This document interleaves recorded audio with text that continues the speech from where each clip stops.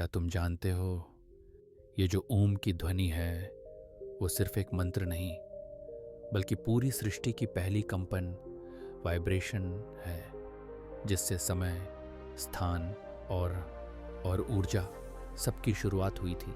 आज हम समझेंगे आध्यात्मिकता और विज्ञान दोनों की नज़र से कि क्यों ओम को कहा गया है द साउंड ऑफ क्रिएशन। हमारे वेदों में लिखा है ईयुम इत्येतदक्षरम ब्रह्म, अर्थात ईयुम ही ब्रह्म है, यानी जो अनादि है, जो सबका मूल है, वही ईयुम है।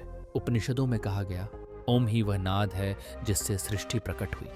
जब कुछ भी नहीं था, न आकाश, न पृथ्वी, न समय, तब केवल एक कंपन था, एक ध्वनि थी, ओम। और यही ध्वनि धीरे धीरे फैलकर ऊर्जा, पदार्थ और जीवन में बदल गई। अब विज्ञान की तरफ चलते हैं। वैज्ञानिक कहते हैं बिग बैंग से पहले केवल एनर्जी फील्ड थी, और फिर अचानक एक विशाल विस्फोट हुआ जिससे समय, अंतरिक्ष और पदार्थ की उत्पत्ति हुई। अब सोचो, जब ऐसा विस्फोट हुआ होगा तो सबसे पहले क्या हुआ होगा? ध्वनि, साउंड, वाइब्रेशन, फ्रीक्वेंसी।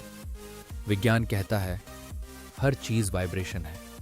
एटम से लेकर गैलेक्सी तक सब कंपन पर आधारित है।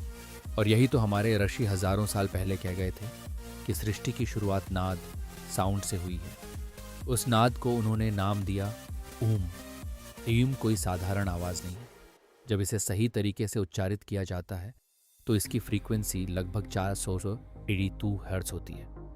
वैज्ञानिकों के अनुसार यही फ्रीक्वेंसी पृथ्वी की प्राकृतिक कंपन, अर्थ्स नेचुरल रेजोनेंस के बेहद करीब है। यानी जब तुम ओम का जाप करते हो, तुम अपने शरीर और मस्तिष्क को पृथ्वी की ऊर्जा से सिंक्रोनाइज कर रहे होते हो। एमआरआई और ईईजी स्कैन से यह साबित हुआ है कि ईयूम जप करने से ब्रेन वेव्स धीमी होती हैं, स्ट्रेस हार्मोन्स कम होते हैं और फोकस व स्टेबिलिटी बढ़ती है। यानी ईयूम सिर्फ धार्मिक नहीं, ये एक साइंटिफिक साउंड थेरेपी है। जब तुम ईयूम का उच्चारण करते हो, ए मीन्स आ, पेट से निकलती है, जो सृष्टि, क्रिएशन का प्रतीक है। यू मीन्स ऊ, छाती से, जो पालन, प्रिजर्वेशन को दर्शाती है। एम मीन्स एम, मस्तिष्क में कंपन करती है, जो संहार, डिस्ट्रक्शन का प्रतीक है। यानी एक ओम में ब्रह्मा, विष्णु और महेश तीनों की ऊर्जा समाहित है। और यही तो सृष्टि का चक्र है, निर्माण, पालन और संहार। एक ओम पूरे ब्रह्मांड की प्रक्रिया को दोहराता है।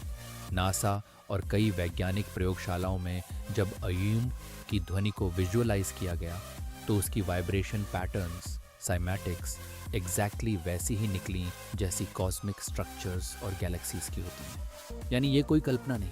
ओम की frequency literally mirrors the structure of the universe. इसीलिए हमारे ऋषि ध्यान में ओम का उपयोग करते थे, क्योंकि ये कॉन्शियसनेस को यूनिवर्स से जोड़ देता है। जब तुम आंखें बंद करके ओम का जप करते हो तो धीरे धीरे तुम्हारा मन शांत होता है, शरीर स्थिर होता है और तुम्हारी ऊर्जा ब्रह्मांड की ऊर्जा से जुड़ जाती है। यही कारण है कि ईयूम को कहा गया Nada Brahma, the universe is sound. तो अगली बार जब तुम ओम बोलो तो सिर्फ आवाज मत निकालो, बल्कि महसूस करो उस एनर्जी को जो सृष्टि की शुरुआत से तुम्हारे भीतर है, क्योंकि तुम भी उसी वाइब्रेशन से बने हो जिससे यह पूरा ब्रह्मांड बना है। ओम सिर्फ एक शब्द नहीं, ये खुद ब्रह्मांड की धड़कन है।